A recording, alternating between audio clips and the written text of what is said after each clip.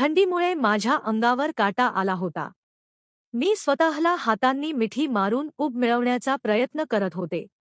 अचानक त्यांनी मागच्या सीटवरून एक जाड शाल काढली. "वहिनी, खूप थंडी वाजतेय का?" असं विचारत त्यांनी ती शाल हळुवारपणे माझ्या खांद्यावर टाकली. शाल टाकताना त्यांच्या बोटांचा स्पर्श माझ्या मानेला झाला. तो स्पर्श खूप वेगळा होता. साध्या स्पर्शापेक्षा त्यात एक प्रकारची ओढ होती. मी त्यांच्याकडे पाहिलं तर त्यांचे डोळे माझ्यावरच स्थिरावले होते. कल्याणच्या त्या धावपळीच्या आयुष्यातून 2 दिवस सुटका मिळणार होती. गावाकडे जायचं म्हणजे मनात एक वेगळाच उत्साह असतो. भावाच्या मुलीचा वाढदिवस होता. पूर्ण वाडा पाहुण्यांनी गजबजणार होता. माझे मिस्टर ऑफिसच्या कामात अडकले होते, त्यामुळे त्यांनी धाकट्या भावाला म्हणजेच माझ्या धीरजींना माझ्यासोबत पाठवले. रात्रीचे 2 वाजले होते. हायवे सोडून आम्ही जेव्हा गावच्या त्या कच्च्या, वळणदार रस्त्याला लागलो, तेव्हा आजूबाजूला फक्त किर्र अंधार होता. अचानक गाडीच्या इंजिनमधून एक जोरात खडखड असा आवाज आला आणि गाडी जागीच थबकली. "अरे देवा, आता काय झालं?" मी घाबरून विचारलं. त्यांनी 2-3दा चावी फिरवली, पण गाडी काही सुरू होईना. ते खाली उतरले, बोनेट उघडून पाहिलं आणि हताश होऊन आत आले. "वहिनी, इंजिनमध्ये काहीतरी बिघाड झालाय. या वेळेला आसपास कोणी मेकॅनिक मिळणं अशक्य आहे. आपल्याला सकाळपर्यंत इथेच थांबावं लागेल." माझ्या काळजाचा ठोका चुकला. आजूबाजूला घनदाट झाडी आणि स्मशान शांतता होती.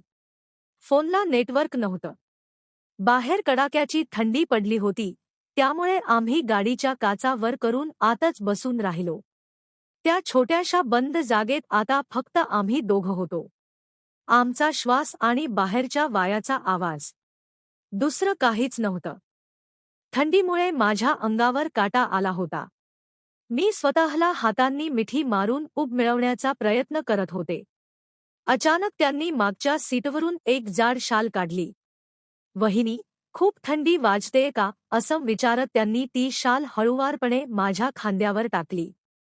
शाल टाकताना त्यांच्या बोटांचा स्पर्श माझ्या मानेला झाला. तो स्पर्श खूप वेगळा होता. साध्या स्पर्शापेक्षा त्यात एक प्रकारची ओढ होती. मी त्यांच्याकडे पाहिलं तर त्यांचे डोळे माझ्यावरच स्थिरावले होते. गाडीच्या डॅशबोर्डवरील मंद प्रकाशात त्यांचा चेहरा अधिकच गंभीर आणि ओढ लावणारा वाटत होता. "वहिनी, तुम्ही खूप सुंदर दिसताय आज." ते अगदी हळू आवाजात बोलले.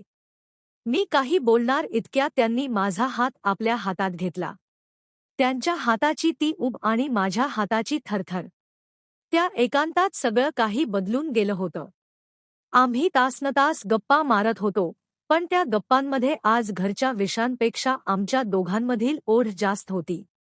एकमेकांच्या इतक्या जवळ असण्याने ती रात्र कधी सरली हे कळलंच नाही. त्या एकांतात, त्या बंद गाडीत आम्ही एकमेकांच्या भावनांना पूर्णपणे शरण गेलो होतो.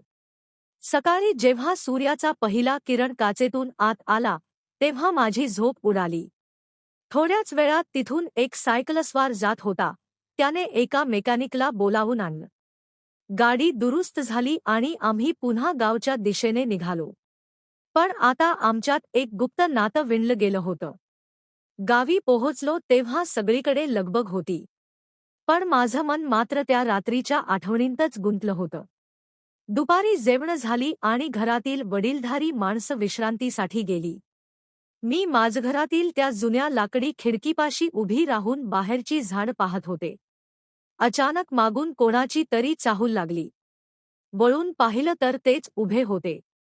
रात्रीचा तो ओलावा अजूनही तसाच आहे का? त्यांनी माझ्या अगदी जवळ येत विचारलं. खिडकीतून येणारी वाऱ्याची झुळूक माझ्या ओल्या केसांशी खेळत होती. त्यांनी हळूच माझा चेहरा आपल्या हातात घेतला. त्या जुन्या वाड्याच्या कोपऱ्यात, जिथे कोणाचं लक्ष नव्हतं, तिथे आमचा तो रोमांस पुन्हा एकदा बहरला. रात्रीचा तो एकांत आता दिवसाच्या प्रकाशात अधिक गहिरा झाला होता. वाढदिवसाचा कार्यक्रम पार पडला, खूप मजा आली. पण निघताना एक अशी गोष्ट समोर आली, ज्याने माझे पाय जमिनीला खिळले. सामान गाडीत भरताना त्यांच्या बॅगेतून एक जुनी, पानं पिवळी पडलेली डायरी खाली पडली. मी ती उचलली आणि सहज उघडली, तर त्यात माझं कॉलेजच्या दिवसातलं एक जुनं चित्र होतं. ट्विस्ट असा होता की त्या डायरीत लिहिलं होतं की माझं लग्न मिस्टरांशी ठरण्यापूर्वीच त्यांचं माझ्यावर मनापासून प्रेम होतं. पण आपल्या थोरल्या भावाच्या, माझ्या मिस्टरांच्या, आनंदासाठी त्यांनी कधीच आपलं प्रेम व्यक्त केलं नव्हतं. गाडी बंद पडणं हा निव्वळ योगायोग नव्हता, तर त्यांना फक्त माझ्याशी काही क्षण एकांतात बोलायचं होतं. त्यांना फक्त त्यांच्या मनातील जुनं ओझं हलकं करायचं होतं. पण त्या रात्री जे काही घडलं, ते त्यांच्या कल्पनेपलीकडचं होतं. संदेश: काही वेळा परिस्थिती आपल्याला अशा वळणावर आणून उभी करते, जिथे मनातील दबलेल्या भावनांना वाट मिळते. मात्र नात्यातील विश्वास आणि ओढ टिकवून ठेवणे हीच खरी परीक्षा असते.